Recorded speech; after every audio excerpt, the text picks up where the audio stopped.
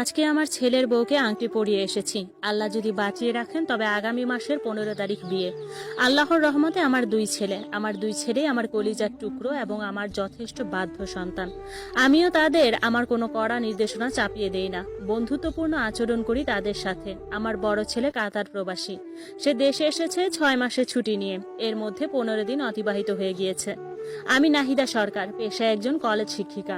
আমি আমার কলেজের ছাত্রছাত্রীদের পরীক্ষার খাতা কাটছি, আর বড় ছেলে আমার পাশে শুয়ে শুয়ে মোবাইলে গেম খেলছে। এমন সময় আমার ছেলের ফোনে কল এসেছে, আমার ছোট ছেলে আবিদ অ্যাক্সিডেন্ট করেছে। কথাটা শুনে আমি কান্না জুড়িয়ে দিলাম। আমার ছেলেটা কিভাবে অ্যাক্সিডেন্ট করেছে? মাত্র ক্লাস 9-এ পড়ে, বাসা থেকে কোচিংয়ে গিয়েছে। এই দুর্ঘটনা কিভাবে ঘটলো? আমি বোরকা পরে বড় ছেলের সাথে বের হলাম। আমার প্রবাসী স্বামীকে তখনও কিছু জানাইনি।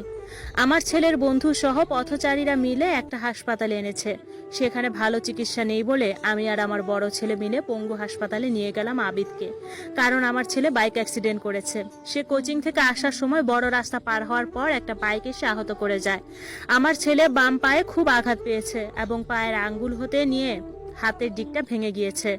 আমি বসে বসে কাঁদছি আর আল্লাহকে ডাকছি। আমার বড় ছেলে আমাকে সান্ত্বনা দিচ্ছে, আম্মা আপনি কাঁদবেন না, কিছু হবে না, আল্লাহ ভরসা। হাসপাতালে ভর্তি করানো হলো, কারণ অবস্থা বেশি ভালো না এবং যথেষ্ট চিকিৎসা দিচ্ছে ডাক্তাররা। আমি আমার প্রবাসী স্বামীকে কল দিয়ে সব জানালাম। তিনি আমাকে সান্ত্বনা দিলেন, আর তিনি খুব করে চেয়েছিলেন দেশে আসতে, কিন্তু পসিবল হচ্ছিল না। কারণ আমার বড় ছেলে এখন দেশে, উনিও যদি চলে আসেন তাহলে দোকান সামলাবে কে? আমার স্বামী আর বড় ছেলে একসাথে থাকেন কাতারে। আমার স্বামীর সুপার শপ রয়েছে। আমার বড় ছেলের বয়স যখন 20 বছর, তখন রাজনৈতিক একটা মামলা খেয়ে কাতারে পাড়ি জমায় বাবার কাছে। সে থেকে বাবা ছেলে একসাথে ব্যবসা করে। এতে অবশ্য আমার স্বামীর অনেক সুবিধা এবং ব্যবসাতে সাহায্যও হয়েছে। দীর্ঘ 6 বছর পর আমার বড় ছেলে দেশে এসেছেন, আর আসার পরই আমি বিয়ে করিয়ে দিচ্ছি। কারণ আমার শাশুড়ি হতে ভীষণ ইচ্ছে হচ্ছে। বয়স তো আর কম হচ্ছে না আমার। ছোট ছেলে হাসপাতালে ভর্তি, আজ 15তম দিন। আমি কলেজ থেকে ছুটি নিয়েছি। কিছুটা ভালো আমার ছেলের অবস্থা, আর 2 দিন রেখে রিলিজ দিয়ে দিবে আমার ছেলেকে। আমার চোখে বিন্দুমাত্র ঘুম নেই, কারণ এরাই আমার দুনিয়া। আর আমার স্বামী কাতার থেকে ঘন্টায় ঘন্টায় ভিডিও কল দিচ্ছে আর খবরাখবর নিচ্ছে। আমার খুব টেক কেয়ারও করছে। আমার আবির অ্যাক্সিডেন্ট হওয়াতে প্রতিদিনই আমার নতুন বিয়ে হতে যাচ্ছে, তারা এসে খবরাখবর নিচ্ছে। আজও এসেছে। আজ দুপুরের ভাত নিয়ে এসেছে আমার জন্য। প্রায় প্রতিদিনই এটা সেটা তারা নিয়ে আসেন আমাদের জন্য। বিকেলের দিকে তারা চলে যাওয়ার সময় আমি তাদের হাসপাতালের গেট পর্যন্ত এগিয়ে দিতে যাই। আসলে আমার একটু হাঁটতেও ইচ্ছে হচ্ছিল, আর ছেলেও ঘুমাচ্ছিল, তাই আমি তাদের গেট পর্যন্ত এগিয়ে দিয়ে ফিরে আসছিলাম। এমন সময় হাসপাতালের রিসেপশনের দিকে চোখ গেল। আমি থমকে দাঁড়ালাম।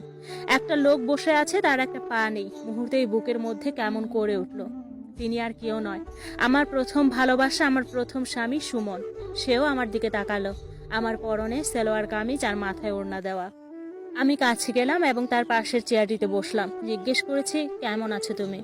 তখন সুমন বলল, ভালো আছি নাহিদা। আমার হাতটা স্পর্শ করে সে বলল, নাহিদা তুমি, আজ এত বছর পর তুমি। তার শরীর কাঁপছে, সাথে আমারও। তোমার এই অবস্থা কেমন করে হলো সুমন? ঠিক তখনই সুমনের